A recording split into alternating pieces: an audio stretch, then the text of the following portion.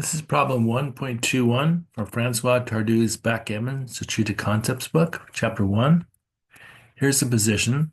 We are blue. Our home board's on the bottom right. We're on the bar and we roll the 2-1. Look at three possible moves for the 2-1. I'll give you my thoughts, what I see as the pros and cons of each of the possible moves. Look at Tardieu's analysis with feedback from XG, some of Tardieu's key points, his summary, and I'll show you two position modifications at the end of the video, which I have some questions about. Here's the first possible move, bar 22, like this. It splits to the 22 point, which is the furthest point we can possibly run to with our roll. It allows us to escape with sixes by running to the 22. It duplicates White's 5-3 hitting move. He can hit us with the 5-3 here on the 9 or here on the 22. Giving him choices is a good thing that we like to do, forcing our opponent to make tough choices. But it also duplicates, if we don't get hit, duplicates our good 3-1 move, which we could have to choose between making the 21 point or the 5 point. And also it passes up an opportunity to unstack our 6 point. Second possibility is to make the 23 point anchor. It does allow White to fully prime us in if he can establish his prime from the 17 to the 22. We'll be stuck back there. It passes up an opportunity to unstack our 6 point.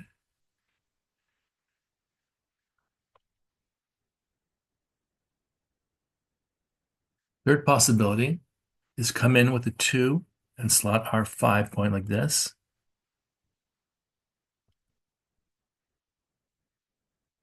It leaves our back checkers split on the 23 and 24 points, which could be good or bad. It could be good if we can use that to make an advanced anchor. We could get hit on there also. It unstacks our 6 point, which is a good thing. Even though it does leave a blot, we want to unstack that 6 point and hopefully cover that lit as soon as possible. It duplicates all of White's good 4s except for 4-1. So he can hit us with the 4, but all his other 4s can be used to make a point in his home board besides 4-1. And it does also set White up for a joker. If he gets double 4s, he can hit us 3 times and make a new point in his home board. Here are the final positions for each of the 3 moves. Take a look at the boards, look at the features of the position of each position, look at the pip count, the threats facing each player, and the strength of each player's board. Here's the first possible move coming out to the 22 point, before and after.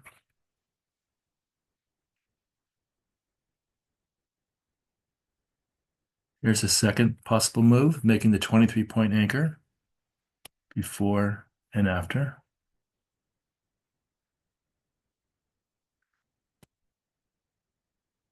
Here's the third possible move, coming in with a 2 and slotting the 5, before and after.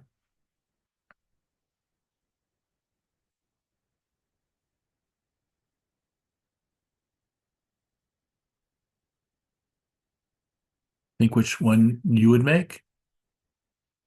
And let's look at what Tardieu and XG have to say.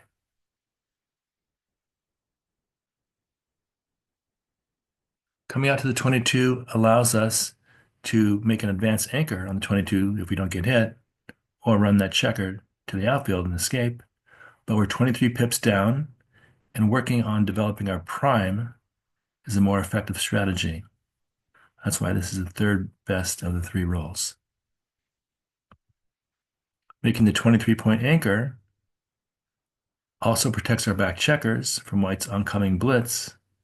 But White's home board is still weak, and we can unstack our 6 if we don't do this roll. We have a better move that starts to develop our board without too much risk, which is coming in with the 2 and slotting the 5. Slotting the 5-point is the fastest way to develop our position. It also unstacks the heavy 6-point. We're 23 pips down after the roll and have 3 men back to white's 2, so we're not risking much if we are hit. What's more, duplication is in play. All of white's 4s can be used to build inner board points for white, except for the 4-1. This means the conditions are ideal for the slot. Take a risk now, while white has to make tough choices.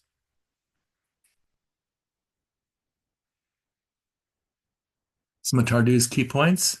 Stacking 3 checkers on your opponent's ace point is rarely a good idea, especially since we don't have any two good 2s to follow. So coming in on the 23 leaves us with slotting the 5 or making the anchor. Slotting the 5 is the fastest way to develop our position. It prepares the most important inner board point, which is the 5, which we hope to cover next time, and it unstacks this heavy 6-point. We're down in the race by a lot, so now it's a good time to take a risk, especially when white has a weak board, and we're giving him a lot of duplication of his 4s, which makes his roll even tougher if he does get a chance to hit us.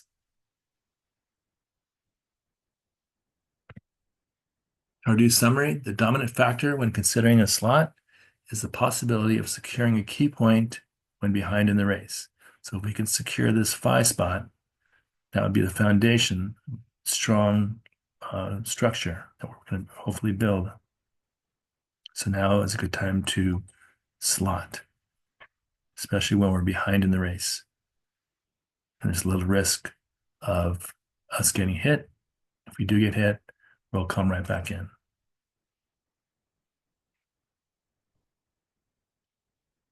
I have 2 modifications. The first one is where we split white's back checkers. Original position, they were both stuck on the 24 point. Now I split them. When that happens, making the 23-point anchor becomes more valuable. Still rated second, but it's a lot more valuable than the original position. It's a lot less of an error to make the 23 point. It's not even an error. I believe it might be due to the fact that a blot on the 5-point, now if we slotted our 5, that's going to be more vulnerable to being hit. But I'm not really sure why, if that's true or not. If you have any ideas, any feedback or ideas are welcome. Second modification I made was shifting white's prime from the 3 points in the 3 checks in the 17, moved into the 20. If I go back, this is the original position. Now here's the modified position. When we do this, when we shift white's prime forward, XG says we should move our anchor up to the 23 point if we have a chance. I believe this is because we can now escape our 2 back checkers with 6s. If we anchor up on the 23, now 6s get us out. But I'm not sure if I'm missing something. If you have any ideas, if I'm missing something that you see, please let me know in the comments. All feedback is welcome.